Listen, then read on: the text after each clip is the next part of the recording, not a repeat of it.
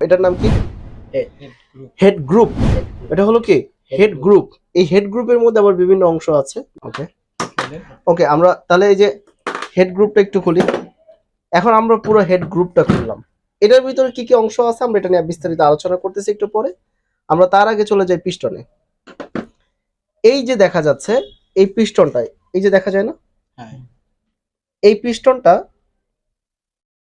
কি করতেছে, এই যখন একেবারে সামনে চলে আসলো এটাকে কি বলতেছে? টিডিসি টিডিসি, মানে পিস্টনটা যখন একেবারে মাথায় চলে আসলো তখন এটা কি বলতেছে?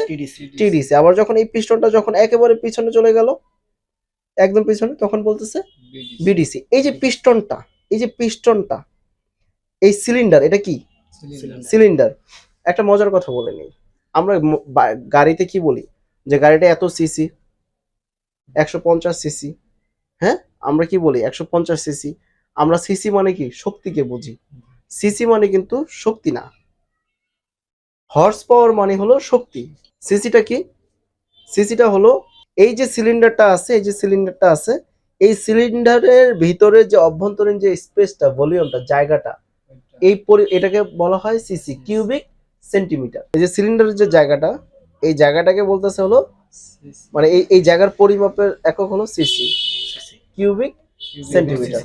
তাহলে এই যে আমাদের পিস্টনটা, এই পিস্টনটা যখন এই ওঠানামা করে, এই ওঠানামা করার সময় আমাদের যখন টিডিসি পজিশনে যায় একটা বাল্ব লিফ ওপেন হয়, একটা বাল্ব লিফ ক্লোজ হয়। আবার বিডিসি পজিশনে যখন যায় একটা বাল্ব লিফ ওপেন হয় আর একটা ক্লোজ হয়, মানে জাস্ট বিপরীত দিকে যায়। তাহলে কি হয়, ওই বাল্ব লিফ গুলো যাওয়ার মাধ্যমে একটা দিয়ে বাতাসটা মানে বায়বীয় পদার্থ প্রবেশ করে, একটা দিয়ে বের করে। এই ঘটনা ঘটে কোথায়? এই ঘটনাটা ঘটে হলো এই বাল্ব লিফের, এই ভাল্ব প্লেটের মধ্যে। এটা হলো কি? Valve plate. এই ভাল্ব প্লেটটার ভিতরে ভাল্ব লিফ আছে, এই যে এটা। এখানে একটা গুরুত্বপূর্ণ বিষয়, সেটা হলো, এটা খুব মনোযোগের একটা ব্যাপার, হ্যাঁ, যে এই বাল্ব লিফটা অনেকটা আমাদের যে শেভিং ব্লেডটা আছে না, শেভিং ব্লেডটা যেমন সহজে কিন্তু ইয়া হয় না, মানে বাঁকা হয় না। ওটা কিন্তু যদি বাঁকানো হয় তাহলে কিন্তু একটা সময় খেট করে ভেঙে যায়, রাইট? এটা কিন্তু স্টেনলেস স্টিল, তবে এটা অবশ্যই খুব হাই কোয়ালিটি স্টেনলেস স্টিল। হ্যাঁ, এই যে বাল্ব লিফটটা আছে, এই যে বাল্ব লিফটটা আছে, এই বাল্ব লিফটে কি হয়, এটা ওঠানামা করে, ওপেন ক্লোজ কতবার হয়? 2800 বার প্রতি মিনিটে 2800 বার হয়। তো যখন এই বাল্ব লিফটটা ওঠানামা করে, যদি এর ভিতরে রেফ্রিজারেন্ট তরল অবস্থায় প্রবেশ করে, কি অবস্থায়?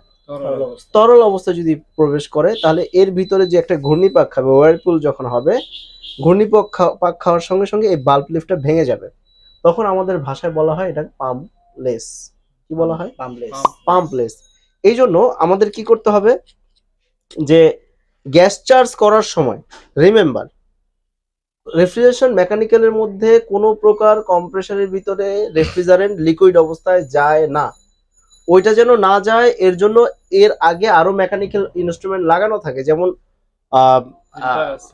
আমি বলি, যেমন অ্যাকুমুলেটর।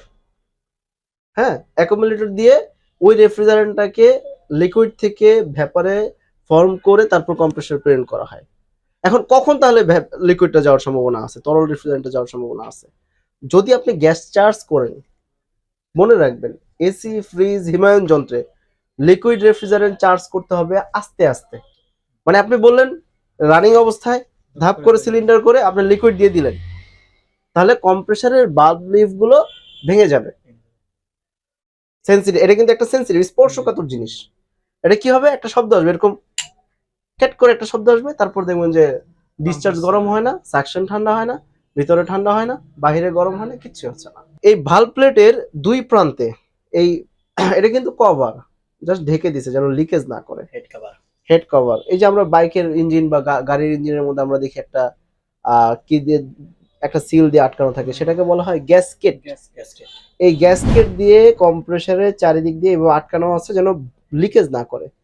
এটা তো এখানে আছে, আবার এখানেও কিন্তু আছে যেন এখান দিয়ে লিক না করে, এখান থেকে কোনো দিক দিয়ে যেন লিক না করে। এটার জন্য কি ব্যবহার করা হয়েছে? এই যে গ্যাসকেট গুলো ব্যবহার করা হয়েছে যেন লিকেজ না হয়।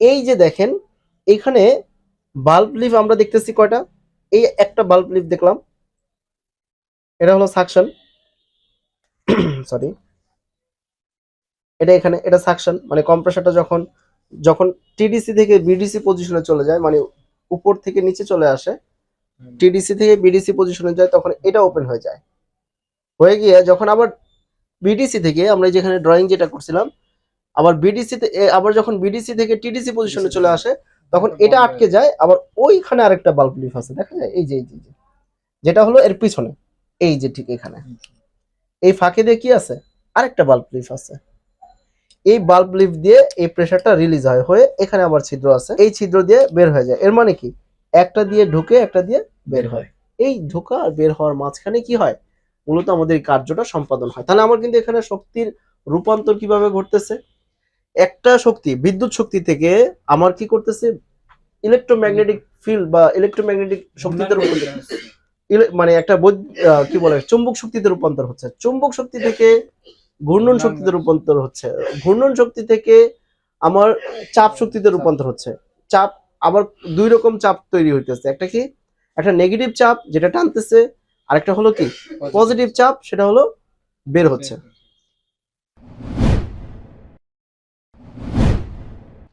দক্ষ হয়ে বিদেশ যাব, উই আর ফ্রম